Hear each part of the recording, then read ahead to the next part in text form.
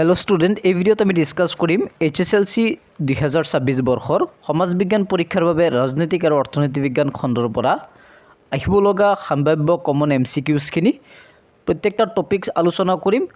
ইয়াত থকা লাইনবিলাকত ইম্পৰ্টেণ্ট পইণ্টবিলাক ডেটছবিলাক আলোচনা কৰিম। ভিডিঅ'টো শেষলৈকে চাবা। প্ৰথমবাৰৰ বাবে চেনেললৈ আহি চেনেলটো ছাবস্ক্ৰাইব কৰি ল'বা। ফাৰ্ষ্টত যোনটো ৰাজনীতি আৰু অৰ্থনীতি বিজ্ঞান খণ্ডৰ প্ৰথমটো চেপ্টাৰ ভাৰতীয় গণতন্ত্ৰ, এই চেপ্টাৰটি আলোচনা কৰিম। এই খণ্ডটিৰ পৰা 20 মাৰ্কছ আহিব। প্ৰত্যেকটা চেপ্টাৰত 5 মাৰ্কছ আছে। তো ফাৰ্ষ্টত এটা কুৱেশ্যন হ'ব পাৰে যে ভাৰতে কেতিয়া স্বাধীনতা লাভ কৰিছিল। একেবাৰে ইজি কুৱেশ্যন। 1947 15 আগষ্ট তাৰিখে ভাৰত স্বাধীনতা লাভ কৰিছিল। তাৰপিছত হাইলাইট কৰা আছে চোৱা, সংবিধান আৰু গণতন্ত্ৰ এই দুটাৰ ৰিলেশ্যনটো কেনেকুৱা, সম্বন্ধ কেনেকুৱা। সংবিধান নহ'লে যেনেকৈ প্ৰকৃত গণতান্ত্ৰিক ৰাষ্ট্ৰ হ'ব নোৱাৰে, ঠিক তেনেকৈ গণতান্ত্ৰিক ৰাষ্ট্ৰ অবিহনে সংবিধানৰ ভূমিকাও নাই। তাৰপিছত আৰু এটা কুৱেশ্যন আহিব পাৰে, শ্ৰমিক দল কেতিয়া ক্ষমতালৈ আহিছিল। 1945 চনৰ জুলাই মাহত ইংলেণ্ডত অনুষ্ঠিত হোৱা সাধাৰণ নিৰ্বাচনত শ্ৰমিক দল ক্ষমতালৈ আহিছিল। তাৰপিছত আৰু এটা কুৱেশ্যন ইয়াৰ পৰা হ'ব পাৰে, কেবিনেট মিছন কেতিয়া ভাৰতলৈ আহিছিল। ব্ৰিটিছ চৰকাৰে কেবিনেট মিছন 1946ত ভাৰতলৈ পঠাইছিল, মানে সংবিধান প্ৰস্তুত কৰাৰ কাৰণে। কেবিনেট মিছন কি? কেবিনেট মিছন হৈছে ইংলেণ্ডৰ 3জন কেবিনেট মন্ত্ৰীৰ দ্বাৰা গঠিত এটা গোট। ভিডিঅ'টো অকণমান দীঘল হ'ব পাৰে, কিন্তু শেষলৈকে ভিডিঅ'টো চাবা। মই গেৰাণ্টি দিছোঁ তোমালোকৰ MCQ এটাও ভুল নহয়। ইয়াৰ পৰাই MCQবিলাক কমন পৰিব। তাৰপিছত সংবিধানৰ প্ৰথম বৈঠক কেতিয়া বহিছিল। 1946 চনত 9 ডিচেম্বৰ তাৰিখে সংবিধানৰ প্ৰথম বৈঠক বহিছিল। এই বৈঠকৰ সভাপতিত্ব কৰিছিল ডক্টৰ সচ্চিদানন্দ সিনহা। সংবিধান প্ৰস্তুত কৰাৰ বাবে 11খন সভা অনুষ্ঠিত কৰা হৈছিল। ডক্টৰ BR আম্বেদকাৰ আছিল সংবিধান খচৰা কমিটিৰ অধ্যক্ষ। তেওঁ প্ৰায় 3 বছৰ কাল কষ্ট কৰাৰ পিছত 1949 চনৰ 26 নৱেম্বৰ তাৰিখে সংবিধান সভাৰ সভাপতি ডক্টৰ ৰাজেন্দ্ৰ প্ৰসাদৰ ওচৰত সংবিধান দাখিল কৰে। সংবিধান বলবৎ কৰা হৈছিল 1950 চনৰ 26 জানুৱাৰী তাৰিখে, আৰু 1947 চনৰ 15 আগষ্টৰ পৰা 1950 চনৰ 26 জানুৱাৰীৰ এই শাসন ব্যৱস্থা চলিছিল 1935 চনৰ ভাৰত চৰকাৰ আইন। গতিকে এইবিলাকৰ পৰা MCQবিলাক আহিব, যেনেকৈ নাহক এই MCQ পইণ্টকেইটা মনত ৰাখিবা, ডেফিনেটলি কৰি আহিব পাৰিবা। তাৰপিছত আমাৰ সংবিধানৰ প্ৰস্তাৱনাত এটা শব্দ উল্লেখ কৰা আছে। এই শব্দটো কি? আমি ভাৰতীয় জনসাধাৰণ, উই দ্য পিপুল অফ ইণ্ডিয়া, এইটো সংবিধানৰ প্ৰস্তাৱনাত লিখা আছে। আৰু এই শব্দটোৰ অৰ্থ হৈছে সংবিধানৰ ৰচক ভাৰতীয়সকল, সংবিধানসকল ভাৰতীয় জনগণৰ, আৰু ভাৰতীয় জনগণেই হৈছে সংবিধানৰ আঁৰত থকা বৃহৎ শক্তি। তাৰপিছত সংবিধানৰ প্ৰস্তাৱনাত সমাজবাদী ধৰ্মনিৰপেক্ষৰ ঐক্য এই শব্দকেইটা নাছিল, কিন্তু 1946 চনৰ 18 ডিচেম্বৰ তাৰিখে সংবিধানৰ 42তম সংবিধান অনুসূচী মতে ইয়াত অন্তৰ্ভুক্ত কৰা হৈছিল। সংবিধান খচৰা কমিটিৰ সদস্যসকল এবাৰ তোমালোকে চাই লোৱা। ডক্টৰ BR আম্বেদকাৰ আছিল সংবিধান খচৰা কমিটিৰ সভাপতি। N গোপালস্বামী আয়েংগাৰ আছিল, Alladi Krishnaswami Ayyar, KM Munshi, Syed Mohammad Saadulla, N Madhava Rao, DP Khaitan. Question এনেকৈ আহিব পাৰে, তলৰ কোনজন সংবিধান খচৰা কমিটিৰ সদস্য হয় বা নহয়। মৰমৰ ছাত্ৰ ছাত্ৰীসকলৰ তোমালোকৰ সুবিধাৰ্থে মই ভূগোল আৰু ইতিহাসৰ লং কুৱেশ্যনৰ কমন কুৱেশ্যনৰ ভিডিঅ' আপলোড কৰিছোঁ। ডেছক্ৰিপশ্যনত লিংক দিয়া থাকিব, এবাৰ চাই ল'বা। প্ৰস্তাৱনাত থকা গুৰুত্বপূৰ্ণ শব্দকেইটা কি কি? এই সাৰ্বভৌম, সমাজবাদী, ধৰ্মনিৰপেক্ষ, গণতন্ত্ৰ, গণৰাজ্য, এইটো লং কুৱেশ্যনো আহিব পাৰে 3 মাৰ্কছৰ, আৰু এইবিলাকৰ বিষয়ে আহিব পাৰে। সাৰ্বভৌম মানে কি? ভাৰত এখন সাৰ্বভৌম ৰাষ্ট্ৰ। সাৰ্বভৌমত্বৰ অৰ্থ হৈছে ৰাষ্ট্ৰৰ সৰ্বোচ্চ ক্ষমতা। আহিব পাৰে ষ্টেটমেণ্ট নিচিনা, এটা উক্তি আৰু এটা যুক্তি, এনেকৈ কুৱেশ্যনবিলাক আহিব পাৰে।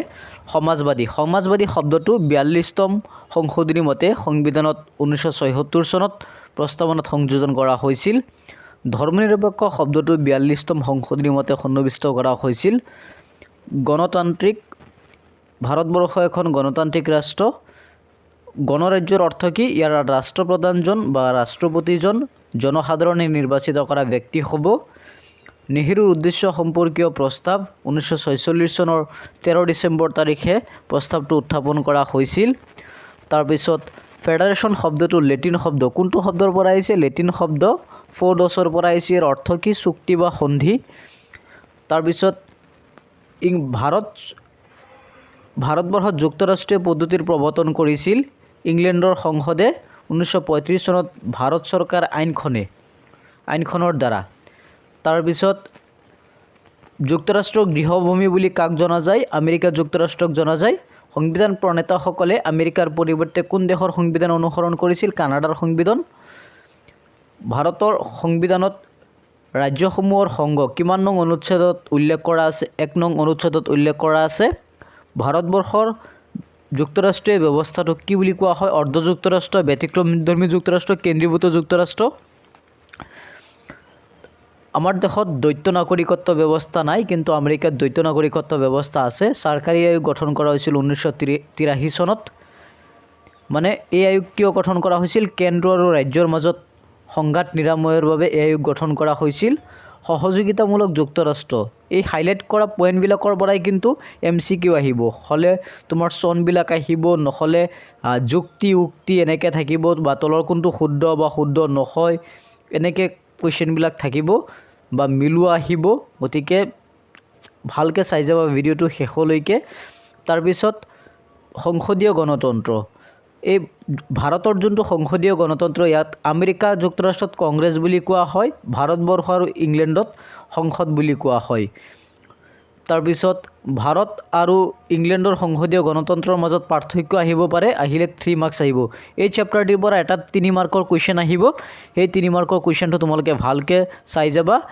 তো 3 মাৰ্কৰ কুৱেশ্যনটো এইটো আহিব পাৰে যে নেহৰুৰ উদ্দেশ্য সম্পৰ্কীয় প্ৰস্তাৱ 3টা, বা ভাৰতৰ যুক্তৰাষ্ট্ৰীয় পদ্ধতিৰ 3টা বৈশিষ্ট্য, বা সাৰ্বভৌম সমাজবাদী ধৰ্মনিৰপেক্ষ গণতান্ত্ৰিক গণৰাজ্য বুলিলে কি বুজায়, বা ইংলেণ্ডৰ সংসদীয় গণতন্ত্ৰ বা ভাৰতৰ সংসদীয় গণতন্ত্ৰৰ মাজত পাৰ্থক্য। আগবাঢ়িলোঁ ছেকেণ্ড চেপ্টাৰটো, সেইটো হৈছে আন্তৰ্জাতিক সংস্থা আৰু ৰাষ্ট্ৰসংঘ আৰু অন্যান্য। এই চেপ্টাৰটোত থকা MCQ এতিয়া আলোচনা কৰিম। প্ৰথম বিশ্বযুদ্ধ কেতিয়া সংঘটিত হৈছিল? 1914 চনত। দ্বিতীয় বিশ্বযুদ্ধ সংঘটিত হৈছিল 1939 চনত। ৰাষ্ট্ৰসংঘ গঠন কৰা হৈছিল 1945 চনৰ 24 অক্টোবৰ তাৰিখে, আৰু সেই ৰাষ্ট্ৰসংঘ গঠন কৰাৰ বাবে ছান ফ্ৰান্সিস্কো সন্মিলনত 51খন ৰাষ্ট্ৰই চনদত স্বাক্ষৰ প্ৰদান কৰিছিল। ৰাষ্ট্ৰসংঘ দিৱস পালন কৰা হয় 24 অক্টোবৰ তাৰিখে। বৰ্তমান 193খন দেশ ৰাষ্ট্ৰসংঘৰ সদস্য। কিমানখন দেশ? 193খন দেশ।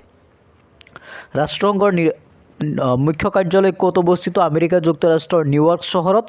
ৰাষ্ট্ৰসংঘৰ চনদত 111টা অনুচ্ছেদ আছে। তাৰপিছত ৰাষ্ট্ৰসংঘৰ উদ্দেশ্য আৰু নীতিবিলাক চাবা, এনেকৈ আহিব পাৰে তলৰ কোনটো ৰাষ্ট্ৰসংঘৰ উদ্দেশ্য হয় বা নহয়। তাৰপিছত ৰাষ্ট্ৰসংঘৰ অংগ কেইটামান চাই লোৱা। ৰাষ্ট্ৰসংঘৰ অংগ হৈছে 6টা, আহিব পাৰে 2টা 3টা 4টা 5টা 6টা এনেকৈ কুৱেশ্যন আহিব পাৰে। ৰাষ্ট্ৰসংঘৰ সাধাৰণ সভা হৈছে প্ৰথমটো অংগ, আৰু এই সাধাৰণ সভাত প্ৰত্যেক সদস্য ৰাষ্ট্ৰৰ পৰা 5জনকৈ প্ৰতিনিধি পঠাব পাৰে। ৰাষ্ট্ৰসংঘৰ নিৰাপত্তা পৰিষদটো আন এটা গুৰুত্বপূৰ্ণ অংগ। 1963 চনত ৰাষ্ট্ৰসংঘৰ চনদৰ 23 নং অনুচ্ছেদত সংশোধন কৰি অস্থায়ী সদস্যৰ সংখ্যা 10জনলৈ বৃদ্ধি কৰা হয়। নিৰাপত্তা পৰিষদৰ স্থায়ী সদস্য ৰাষ্ট্ৰবিলাক জানি লোৱা, ইয়াৰ পৰা কিন্তু কুৱেশ্যন অহাৰ বহুত সম্ভাৱনা আছে। America, great Britain, France, Russia আৰু চীন এইবিলাকক স্থায়ী সদস্য ৰাষ্ট্ৰ বুলি কোৱা হয়। এনেকৈ আহিব পাৰে তলৰ কোনটো ৰাষ্ট্ৰসংঘৰ স্থায়ী সদস্য ৰাষ্ট্ৰ নহয় বা হয়? ভাৰত দি দিব, বা বেলেগ এটা ৰাষ্ট্ৰ পাকিস্তান দি দিব, বাংলাদেশ দি দিব, এনেকুৱা ৰাষ্ট্ৰবিলাক দি দিব। তাৰপিছত ৰাষ্ট্ৰসংঘৰ স্থায়ী সদস্য হৈছে 5জন আৰু 5খন দেশ, আৰু যিকোনো গুৰুত্বপূৰ্ণ বিষয়ত এই স্থায়ী সদস্য ৰাষ্ট্ৰবিলাকে ভেটো প্ৰয়োগ কৰাৰ ক্ষমতা আছে। ভেটো প্ৰয়োগ কৰাৰ ক্ষমতা কাৰ আছে? ৰাষ্ট্ৰসংঘৰ স্থায়ী সদস্যৰ দেশসমূহৰ। তাৰপিছত ৰাষ্ট্ৰসংঘৰ অৰ্থনৈতিক আৰু সামাজিক পৰিষদৰ সদস্য আছিল জন্ম হোৱাৰ পিছত সময়ত 18জন। তাৰপিছত ন্যায়াৰক্ষী পৰিষদ, এই শব্দটো ৰাষ্ট্ৰসংঘৰ 76 নং অনুচ্ছেদত উল্লেখ কৰা আছে এই শব্দটোৰ বিষয়ে। আন্তৰ্জাতিক ন্যায়ালয় হৈছে ৰাষ্ট্ৰসংঘৰ আন এটি ন্যায়িক অংগ। ন্যায়ালয়খন 15জন ন্যায়াধীশৰ দ্বাৰা গঠিত। আহিব পাৰে কেইজন ন্যায়াধীশৰ দ্বাৰা গঠিত? 15জন ন্যায়াধীশৰ দ্বাৰা গঠিত। সচিবালয় ৰাষ্ট্ৰসংঘৰ প্ৰাণ কেন্দ্ৰস্বৰূপ। ৰাষ্ট্ৰসংঘৰ চনদৰ 97 নং অনুচ্ছেদ মতে নিৰাপত্তা পৰিষদৰ অনুমোদন ক্ৰমে সাধাৰণ সভাই সচিব প্ৰধানক নিয়োগ কৰে। সচিব প্ৰধানৰ কাৰ্যকাল হৈছে 5 বছৰ ৰাষ্ট্ৰসংঘৰ প্ৰথম সচিব প্ৰধানজন আছিল নৰৱেৰ ট্ৰাইব হালদান লি বৰ্তমানৰ সচিব প্ৰধানগৰাকী হৈছে পৰ্তুগালৰ এণ্টনিও গুটেৰেছ তাৰপিছত ৰাষ্ট্ৰসংঘৰ অভিকৰণ মানে এইবিলাক কিছুমান আন্তঃৰাষ্ট্ৰীয় সংস্থা আছে এইবিলাকৰ ফুল ফৰ্ম আহিব পাৰে মিলোৱা আহিব পাৰে ইণ্টাৰনেশ্যনেল লেবাৰ অৰ্গেনাইজেশ্যন অকণমান চেঞ্জ কৰি দিব কনফিউজ টোটেলি নহ'বা ভালকৈ চাই যোৱা World Health Organization, United Nations Development Program, United Nations Human Rights Commission, তাৰপিছত United Nations International Children Emergency Fund, United Nations Educational, Scientific and Cultural Organization, International Monetary Fund, Food and Agricultural Organization. এইকেইটা হৈছে ৰাষ্ট্ৰসংঘৰ কিছুমান অভিকৰণ ইয়াৰ পৰা কিন্তু কি আহিব পাৰে ফুল ফৰ্ম আহিব পাৰে ৰাষ্ট্ৰসংঘৰ বিশ্ব শান্তি ৰাষ্ট্ৰসংঘ আৰু বিশ্ব শান্তিৰ বাবে কেইটামান প্ৰস্তাৱ আগবঢ়াইছিল 1952 চনত ৰাষ্ট্ৰসংঘই নিৰস্ত্ৰীকৰণ আয়োগ গঠন কৰে কিমান চনত 1952 চনত 1963 চনত আংশিকভাৱে আণৱিক অস্ত্ৰৰ বিস্ফোৰণ নিষিদ্ধ চুক্তি 1967 চনত বশী মহাকাশ চুক্তি 1968 চনত পাৰমাণৱিক অস্ত্ৰ সংকোচন চুক্তি 1971 চনত সমুদ্ৰতলী নিয়ন্ত্ৰণ চুক্তি 1972 চনত SALT I আৰু 1979 চনত SALT II চুক্তি 1993 চনত পাৰমাণৱিক অস্ত্ৰ নিয়ন্ত্ৰণ চুক্তি 1991-93 ইয়াৰ পৰা কিন্তু এটা আহিবই আৰু এটা ইম্পৰ্টেণ্ট কুৱেশ্যন CTBTৰ ফুল ফৰ্ম কি কম্প্ৰিহেনচিভ টেষ্ট বেন ট্ৰিটি অকণমান বেলেগকৈ দি দিয়ে কনফিউজ টোটেলি নহ'বা তাৰপিছত ৰাষ্ট্ৰসংঘ আৰু মানৱ অধিকাৰ আয়োগ 1946 চনৰ 16 ফেব্ৰুৱাৰী তাৰিখে প্ৰতিষ্ঠা কৰা হৈছিল ৰাষ্ট্ৰসংঘৰ সাধাৰণ সভাই 1948 চনৰ 10 ডিচেম্বৰ তাৰিখে 48খন সদস্য ৰাষ্ট্ৰৰ সমৰ্থনত মানৱ অধিকাৰ ঘোষণাপত্ৰ গ্ৰহণ কৰে সেইবাবে 10 ডিচেম্বৰ দিনটো মানৱ অধিকাৰ দিৱস হিচাপে পালন কৰা হয় তাৰপিছত ৰাষ্ট্ৰীয় মানৱ অধিকাৰ আয়োগ আৰু ভাৰতবৰ্ষ এই আয়োগটো 1966 চনত ৰাষ্ট্ৰসংঘৰ সাধাৰণ সভাই প্ৰস্তাৱ গ্ৰহণ কৰি সদস্য ৰাষ্ট্ৰবিলাকত মানৱ অধিকাৰ আয়োগ গঠন কৰাৰ পৰামৰ্শ দিছিল তাৰপিছত 1993 চনৰ জুন মাহত ভিয়েনাত অনুষ্ঠিত হোৱা মানৱ অধিকাৰ সম্পৰ্কীয় অধিৱেশনত ৰাষ্ট্ৰসংঘৰ প্ৰত্যেক সদস্য ৰাষ্ট্ৰত একোটা মানৱ অধিকাৰ আয়োগ গঠনৰ ওপৰত পুনৰ গুৰুত্ব প্ৰদান কৰা হয় আৰু সেই মৰ্মে 1993 চনৰ 12 অক্টোবৰ তাৰিখে ৰাষ্ট্ৰীয় মানৱ অধিকাৰ আয়োগ গঠন কৰা হয় কুৱেশ্যন আহিব পাৰে ৰাষ্ট্ৰীয় মানৱ অধিকাৰ আয়োগ কেতিয়া গঠন কৰা হৈছিল 1993 চনৰ 12 অক্টোবৰ তাৰিখে তাৰপিছত ৰাষ্ট্ৰীয় মানৱ অধিকাৰ আয়োগখন ৰাষ্ট্ৰপতিৰ অনুমোদন লাভ কৰিছিল 1994 চনৰ 8 জানুৱাৰী তাৰিখে মানৱ অধিকাৰ সুৰক্ষা আইন 1993 নামেৰে এই আইনখনক জনা যায়